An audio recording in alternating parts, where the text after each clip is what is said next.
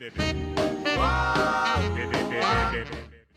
everyone, it's hTurtle, and in this video I want to go over your pets and how to increase damage you can do with them if you are using your pets. And by pets I mean like this volatile familiar or this Twilight Tormentor, or as well the ultimate. It's like immobile pet, but it's still counting as a pet. That was my biggest question, as I love using them. Basically because you don't really need to do much and those pets are doing damage all the time by themselves, what saves you on some button presses.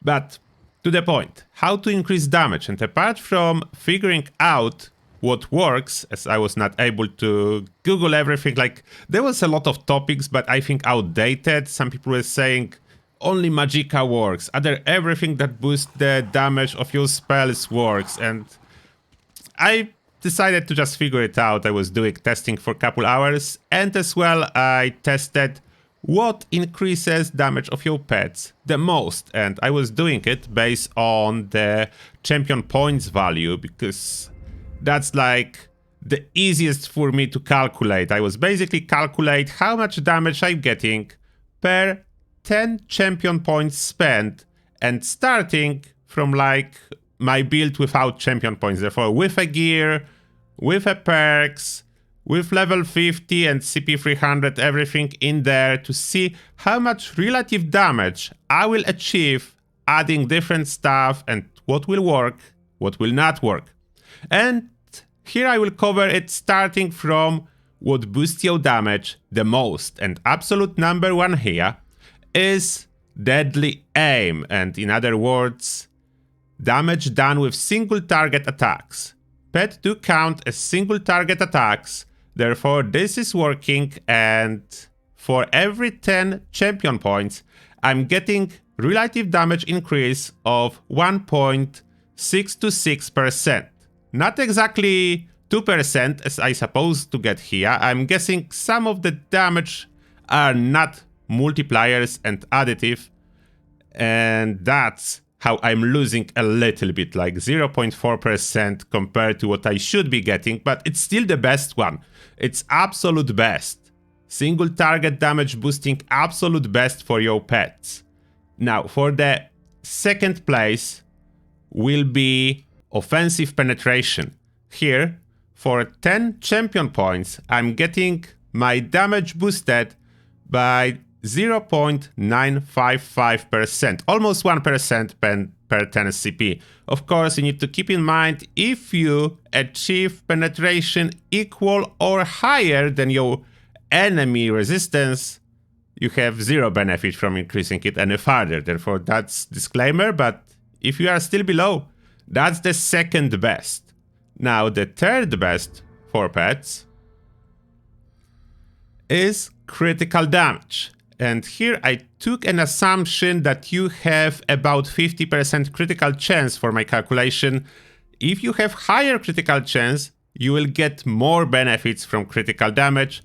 Still, quick disclaimer here, critical damage is capped at 125% bonus. Therefore, if you reach it, you will get absolutely no benefit from going higher. But as long as you are below, I even have a video explaining how to choose your critical damage and chance and how to optimize it. That's a separate video, you can check it out. But now, my results from increasing critical damage for every 10 champion points, I was getting 0.606%, assuming 50% crit chance. Of course, it will be doubled if you have 100% crit chance, then it can go much higher. But for most people, it will be third on the list. 0.6% damage increase per every 10 champion points invested. Now, number 4, weapon and spell damage. Here, for every 10 champion points invested, I was getting 0.464% damage increase with my pets. And unfortunately, the last place, Magicka increase, and here per every 10 champion points, I was getting damage increase of 0.41%. 0.4% basically. Then that's the weakest, although the plus side you have higher magicka pool to cast more spells, then you should take that into consideration. But purely where pet damage is involved, that's the worst option. Increasing your magicka is the worst option, most likely because you already have so much magicka at endgame that increasing it further does not yield the same results as like adding some magicka early on when you level up for the first time. And of course I don't want to forget to mention Daedric Prey with the upgrade to get while Curse is active, your pets deal an additional 20% damage to the target. It is a full 20% damage increase, therefore that's definitely what you need to have if you care about maximizing your pet damage, including your ultimate pet. Therefore Daedric Prey, upgrade for extra damage, obviously number 1, and doesn't cost any champion points to use. And finally the last bonus info, if you use the Backstabber perk to increase your critical damage, what's very efficient as you're getting 3% instead of 2%, but you need to be flanking. What does it mean if you want to use it with your pets? Luckily, position of your pet absolutely doesn't matter. It can be in front of the skeleton. Your movement does matter, as you will notice now I'm doing 3,451 per crit. If I move in front, my pet is doing, come on crit, 3,389, then that's less.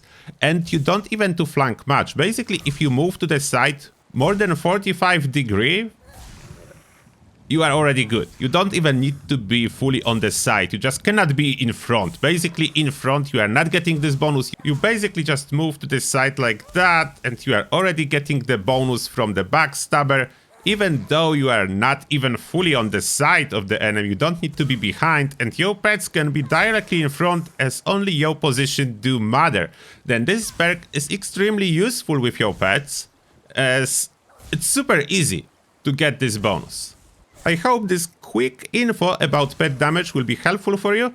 I will continue my journey with Elder Scrolls Online and keep testing some other stuff that can be useful for me and for you. And for now, I'll be signing out, and as always, thank you a lot for watching, and see you all in the next one.